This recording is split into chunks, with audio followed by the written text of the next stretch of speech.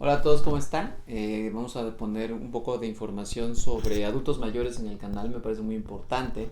Igual no olviden seguir viendo que más información ponemos en el canal, pero hoy nos acompaña una gran amiga, la doctora Evalinda Barro Velázquez. Ella es especialista en psiquiatría de adultos mayores y vamos a hablar de algunas particularidades que la pandemia nos ha traído en la salud mental de los adultos mayores. Y bueno, le voy a dar la palabra y le voy a iniciar preguntando es por qué es importante que ahorita, de manera particular en este momento, pues en el tiempo que vamos de la pandemia, empecemos a considerar la salud mental de los adultos mayores.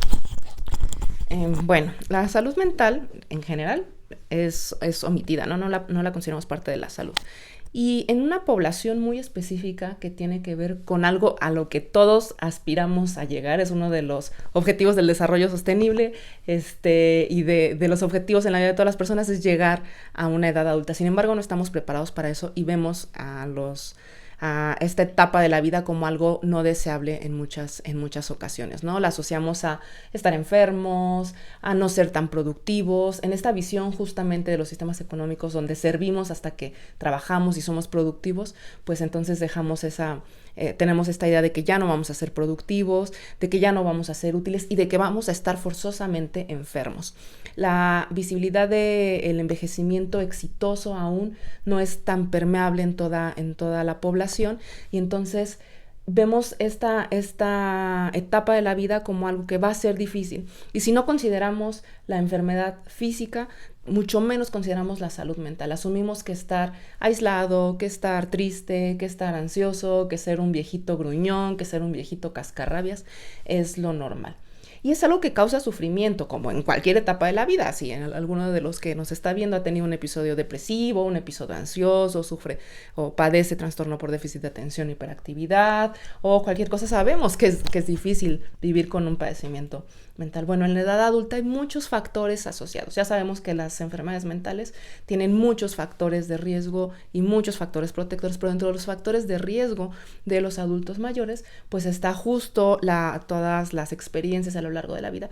Y el COVID-19, esta pandemia, ha dejado algo muy claro. Cuando empezó en el COVID-19 todo el mundo decía que, ok, bueno, solamente va a afectar a los adultos mayores y los jóvenes vamos a estar bien.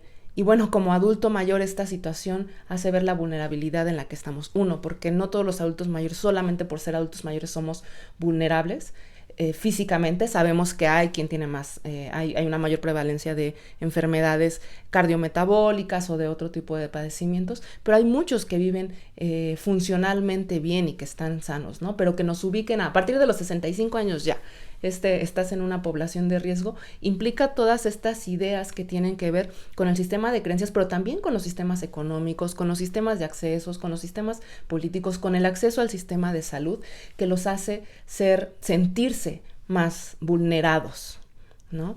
Y esto afectó mucho. Sabemos que aumentaron los casos de depresión, de ansiedad, incluso los casos de suicidio.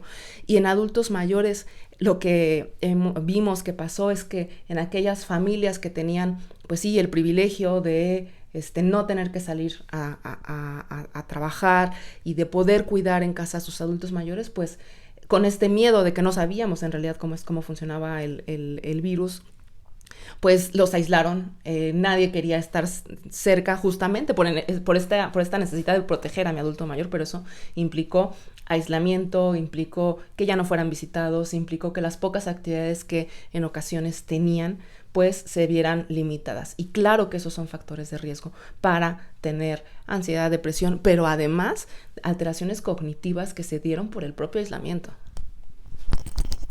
Hay un punto que con el tiempo fuimos notando y es que había personas que durante toda su vida no habían manifestado ni problemas de la salud mental ni por consumo de sustancias. Y con el tiempo, digo, ya tiene rato que empieza a observarse el hecho de el trastorno por déficit de atención en los adultos mayores como debut, o sea, debutas como TDA después de los 65 años, digo, cosa que es como muy interesante porque no es demencia, es trastorno por déficit de atención. Pero hubo una que me llamó mucho la atención y es el incremento en el consumo de sustancias por primera vez. O sea, no es como aquel que ya consumía sustancias y empezó y aumentó. No, había personas que nunca habían necesitado consumir sustancias y con la pandemia empezaron a haber muchos nuevos casos de consumidores que tenían consumo peligroso de sustancias o que incrementaron, llegaron a consumos peligrosos.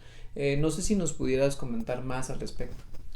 Bueno, también hablemos de algo sobre el estigma en el consumo de sustancias, y es que pensamos que los que consumen sustancias son los jóvenes, los hombres, las personas pobres, y los que no tienen otra cosa que hacer, ¿no? Porque pues la gente consume porque quiere.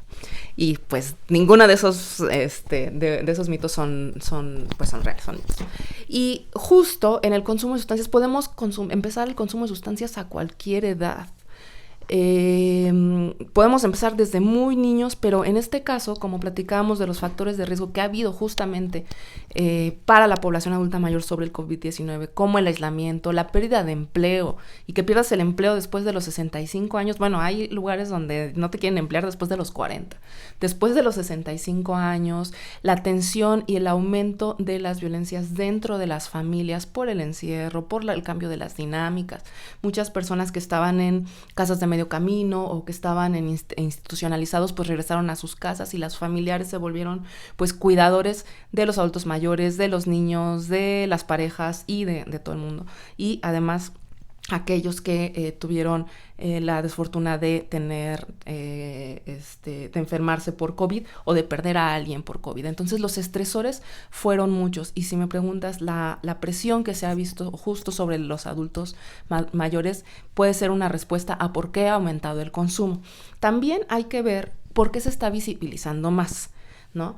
Si bien ahorita hablar de los consumos, de nuestros consumos, de los consumos de los jóvenes es ligeramente más abierto, lo vemos desde una perspectiva de salud mental, etcétera.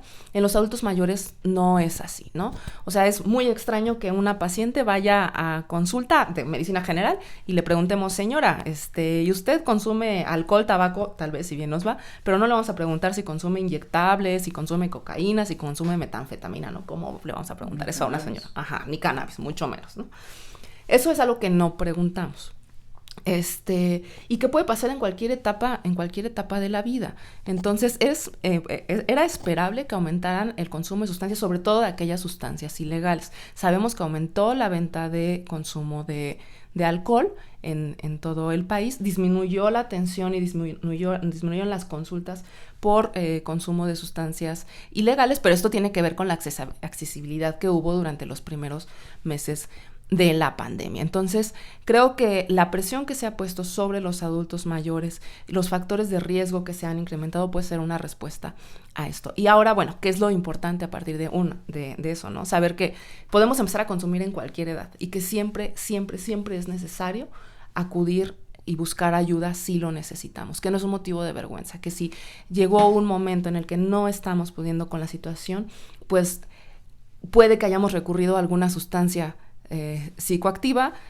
Algunos hicieron ejercicio, algunos aumentaron de peso porque comieron más, algunos, así nos pasó a todos, y que si yo empecé a consumir alcohol o ya no, el consumo de alcohol que estoy teniendo es problemático, si aumenté mi consumo de tabaco, o si tuve que aumentar o empezar a consumir otro tipo de sustancias, por ejemplo, el trabajo. Cuando son muchas horas es muy demandante. Se ha visto que hay personas que consumen cristal metanfetamina para poder tolerar ese tipo de trabajo, y entre ellos adultos mayores. Entonces, busquemos ayuda. No hay una edad para que esto pase, no es un motivo de vergüenza, y es algo que está pasando a todo el mundo. Igual, como para dar ya un panorama más global, me gustaría que nos dijeras cuándo o cómo, primero, cuidar nuestra salud mental, porque también, así como dijiste, no hay una edad para empezar. Creo que también no hay una edad para empezar a preocuparnos por hacer las cosas, no quiero decir bien, pero sí mejor. O sea, no hay una edad para empezar. O sea, ¿y cómo podríamos hacerlo? No empezamos a envejecer el día que cumplimos 65 años, o 40, o 30. Empezamos a envejecer el día que nacimos. Cuando hablamos de envejecimientos, hay muchos tipos de vejeces, y dentro de los tipos de vejeces hay un envejecimiento que se denomina envejecimiento exitoso, y tiene que ver con aquellos adultos mayores que yo tengo pacientes que hacen triatlón, corren maratones, nadan maratones de aguas abiertas, pero también quien vive su vida pues plenamente, trabaja o ya hace las actividades que decidió para el retiro bajo un retiro planificado, etcétera. Pero eso no lo decidimos en los 65 años, lo decidimos en el momento en el que sea de nuestra vida que decimos, voy a hacer ejercicio, ya sé que es una cantaleta de los doctores, pero hacer ejercicio, comer bien, tener actividades recreativas, tener acciones que permitan manejar nuestras emociones, y cuando esto ya no se puede, cuando ya no somos capaces, o nuestras emociones han salido, sentimos que están afectándonos y que nos hacen sentir mal, acudir a ayuda. Eso va a hacer que tengamos una vejez exitosa, que podamos planearla con futuro, que sepamos en qué momento del país estamos viviendo. También es importante cómo es el sistema económico. ¿Vamos a tener o no vamos a tener pensión? ¿Cómo me voy a preparar para eso? ¿Voy a tener o no voy a tener hijos? ¿Y qué va a pasar cuando yo necesite cuidados? ¿Voy a tener que vivir en colaboración con otros adultos, como pasa en otros países, justamente porque la pensión no me alcanza? Eso nos va a hacer llegar a un envejecimiento exitoso, con menos comorbilidades, con menos enfermedades cardiometabólicas, con menor posibilidad de tener algún tipo de demencia, y con mayores planes para poder ejercer mis libertades, no importa si tengo 65, 70, 80 o 90 años. Muy bien, y pues bueno, ya como para tratar de cerrar este momento, que ya después podremos tener otros muchos más, ¿qué tendríamos que hacer si tenemos pacientes adultos mayores en nuestra casa, si somos adultos mayores o si estamos cerca de alguien que es adulto mayor, para aguantar mejor lo que nos queda de esta pandemia? Que no sabemos cuánto es, ¿no? O sea, yo particularmente no sé cuánto nos queda, pero pues, ¿qué tenemos que hacer? Voy a hablar en específico de los cuidadores. Bueno, como decía, hay muchos tipos de vejeces. Habrá adultos mayores que a lo mejor tenemos en casa, mamá, papá, abuelos, que no han necesitado pues mayor cosa porque son autosuficientes. Pero sí hay un porcentaje de la población en México, aproximadamente el 30%, que tienen algún tipo de dependencia, y que sabemos que los núcleos familiares se han visto muy afectados por todo esto, por que alguien perdió el trabajo, porque alguien falleció, porque ahora tengo que ser el cuidador, porque el abuelo padece alguna enfermedad, o los niños están ahí, son como 3 y necesito conectar a internet a todos, y las escuelas. Y esto ha afectado mucho también a los cuidadores. Como cuidador de una persona que tiene dependencia, no solo adulto mayor, sino cualquier persona que tiene una dependencia, es necesario saber que si yo no me puedo cuidar, no puedo cuidar a alguien más. Entonces, estas mismas recomendaciones, tener tiempos de espacio, distribuir las tareas entre toda la familia, porque todos estamos ahí, todos somos parte del círculo que tiene que trabajar, que tiene que arreglar la casa, que tiene que lavar los trastes, que tiene quien pueda aportar económicamente, se tiene que hacer. Y al cuidador principal tiene que saber que se tiene que dar tiempos, que se tiene que dar espacios, y que también tiene que pedir ayuda si lo necesita. Si llega un momento en el que sienta que las emociones se sobrepasan, que está más enojado, que está más irritable y que podemos ejercer violencia, es momento de pedir ayuda. Pues muchas gracias, Evalinda. Muchas gracias a todos por estar atentos a todas las cuestiones del programa. Igual pueden seguir el canal, y les voy a pasar igualmente, digo, ahí están las redes también de la doctora Evalinda para que la puedan seguir y tengan también la posibilidad de resolver algunas dudas más sobre el cuidado de nuestros adultos mayores o nuestro cuidado en caso de que seamos adultos mayores.